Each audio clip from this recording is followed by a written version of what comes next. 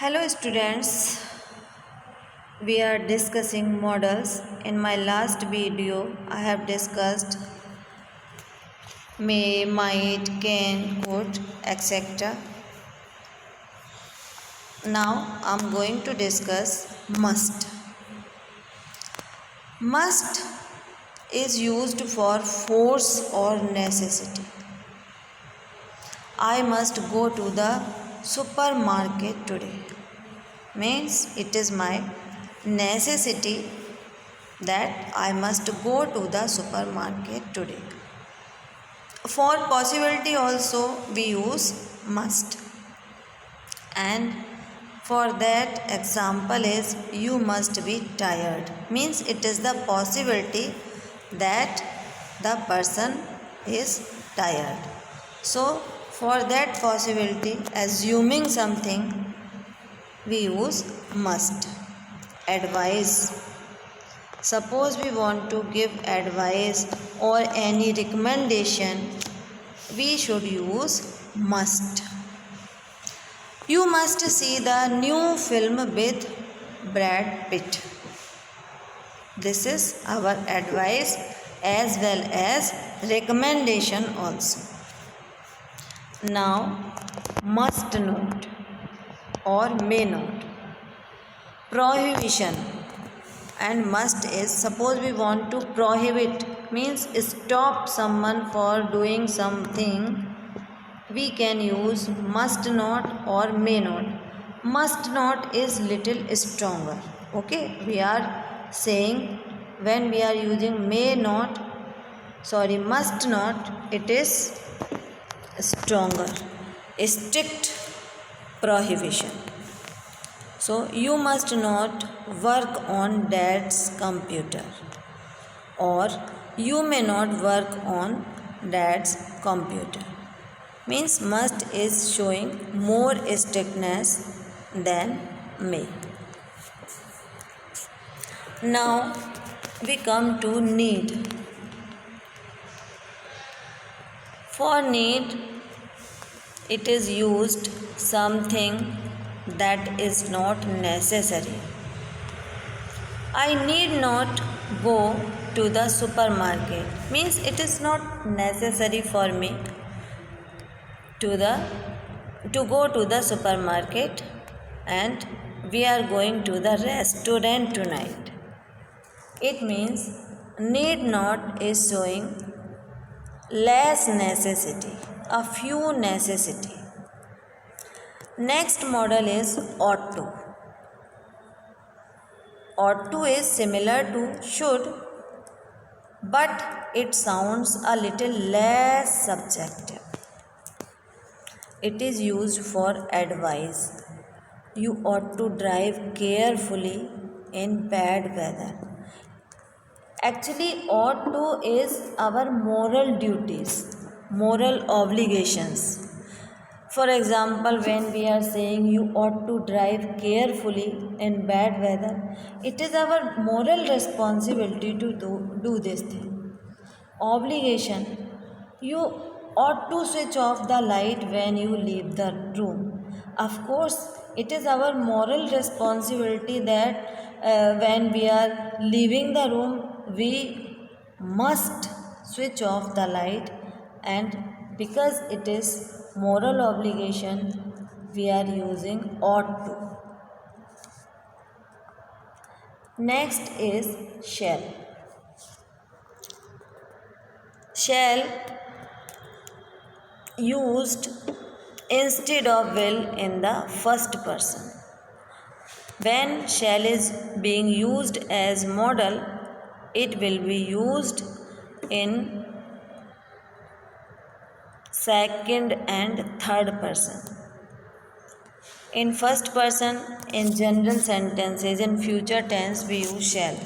But when shall is being used as modal, it will be used in second and third person pronouns.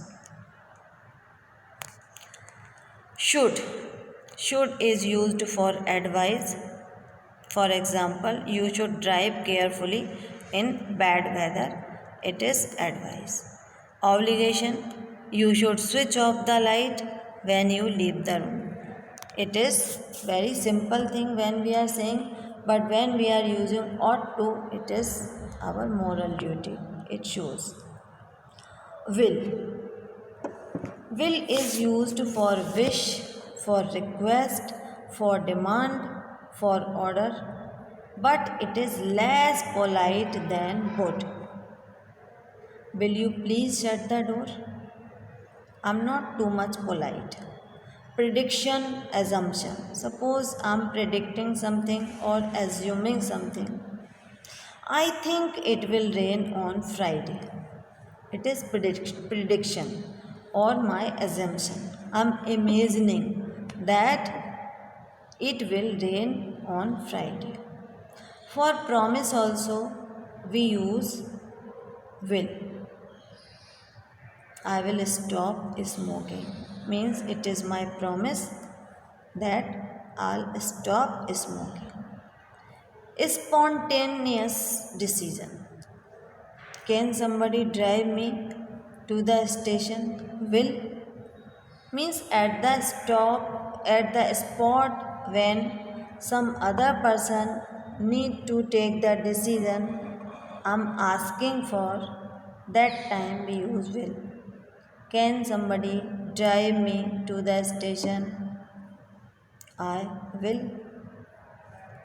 Habits. For habits also we'll use will. She's strange. She will sit for hours without talking. Means it is her habit to sit without talking for hours. Now we come to would. Would is used for wish, request, but it is more polite than will. Would you shut the door, please? Means it is my polite way of saying something. Means requesting it is. Habits in past. Something he would bring me. Sometimes he would bring me some flowers. It was his habit in past. This is the graphic picture. You can get some ideas about models. Intention, shall, will, probability, could, may, ought to, might, permission, may, can, have to, shall, ability, can, could, instruction, should, willingness, will, prediction, will, wish, may.